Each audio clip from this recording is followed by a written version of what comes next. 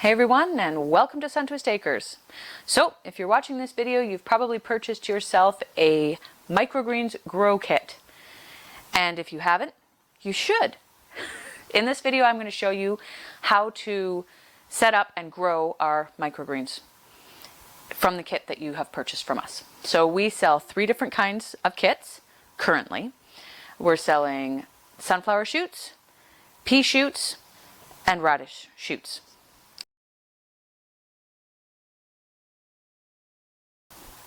Okay, so what you get inside of your kit is a bag of seed.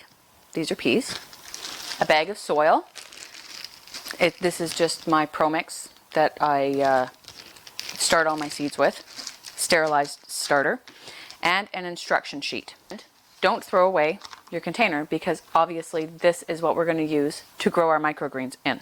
So your peas are a little different than your other seeds because we're going to soak them. Now, you can soak your sunflower seeds as well if you wish, but it's not necessary. So I'm not going to soak mine. But you can do exactly the same thing I'm doing here, only with your sunflowers. So this is just plain old water. Now you will notice that this is a lot less seed than what you're getting in your kit. That's because I've already done a round with this. Your kits will make 2, if not 3 rounds. There's probably only 2 rounds of soil, but you don't want to overdo your seed in your tray. So if you wanted, you could probably do 3, but I'm doing 2 rounds. So you're going to take your seed and you're going to dump it directly into your water. 2. As simple as that. Pour them into the water.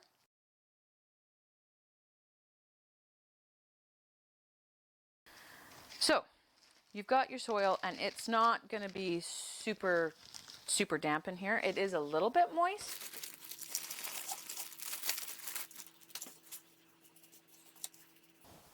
And that's why I have this water here. And I'm going to pour this water over top. Not too much, obviously not all of this water, just enough to make it moist. And this will really absorb a lot of water.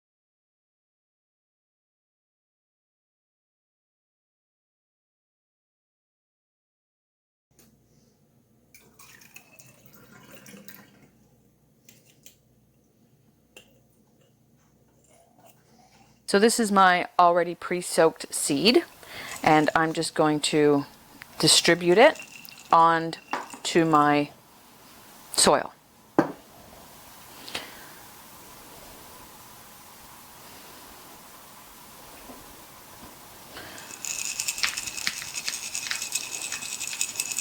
So you want it to be fairly even.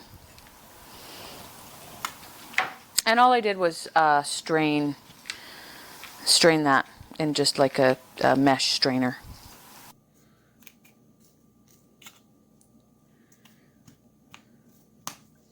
Okay, so those are all nice and evenly distributed, nothing sitting on top of each other. You don't want it to be mounded. You want them all to be touching the soil. If you have too much, they could rot. So you're going to take the other side of your tray and you're going to put it in on top of your seed like that. And I have a hand weight. This is a 5-pound hand weight. You can use a mason jar full of water. You can use a rock. You can use whatever you have. I have used 8-pound weights before and they work, but I find that about 5 pounds of weight works really, really well for your peas.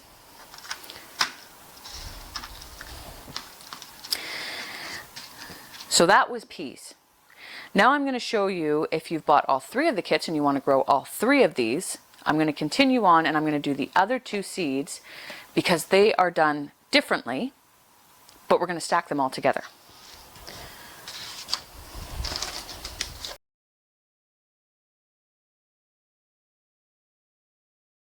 So because this is radish and we're not soaking them like the peas, I will spray them.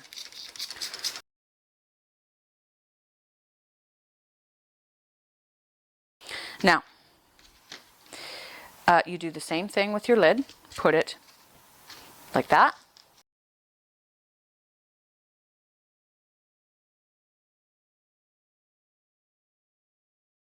This soil is different. So some of the soils may be different. That's okay. This is just a different kind of soil. I'm actually not exactly sure. I think this might be 100% peat because I was given it a test, and that is what these are grown in. This soil, 100% peat. So guarantee you they will grow.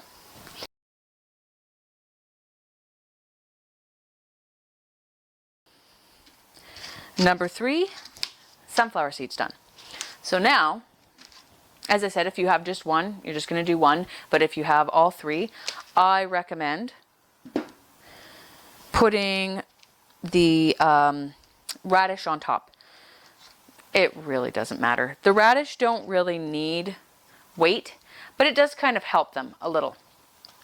2 times every day, you're going to spray these down, all of them, or just one if you have just one. And you want to leave them somewhere like, so I'll take them like this, and I take a cloth, something that's going to keep the light out and keep them warmer, and I put that over top like that. You just want to keep it somewhere fairly warm and make sure that you keep it watered. That's the most important thing. The radish, you just want to start seeing, you'll see them start to germinate, and then you can take them off, put them off to the side. Still covered as well, or obviously still covered. And then the sunflower shoots and the pea shoots will start to actually push up.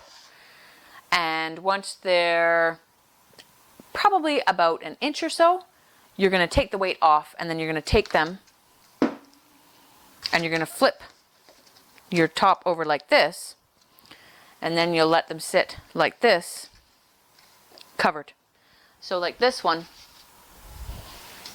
I only just recently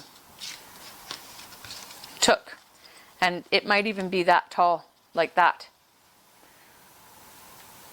And you'll just let them, you're trying to keep them in the dark, because as soon as you take them out and put them in the light, they're going to start turning green, and they're going to start getting a little tougher. So you're going to leave them like this until they are whatever size you want them to be. And then you're going to take the lids off of them once they've grown, and you're going to leave them uncovered for probably about 24 hours or so until they are the size that you want them to be.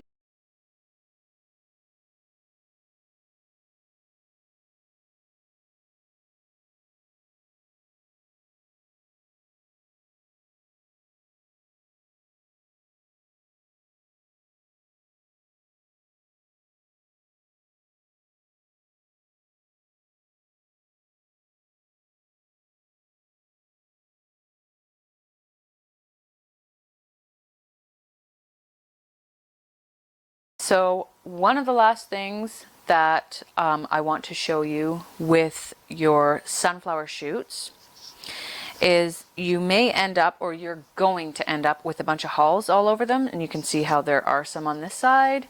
I don't know if you can see that, but there aren't so many on this side. Okay, that's because I picked them off.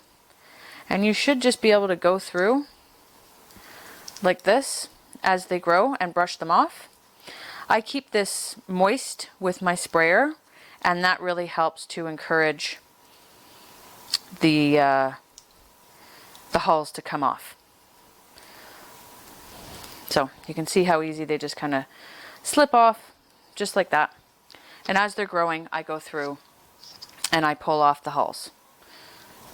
So I just simply cut these with a pair of scissors. It's the easiest thing to use. So you just pick a chunk, grab it with your hand, and cut.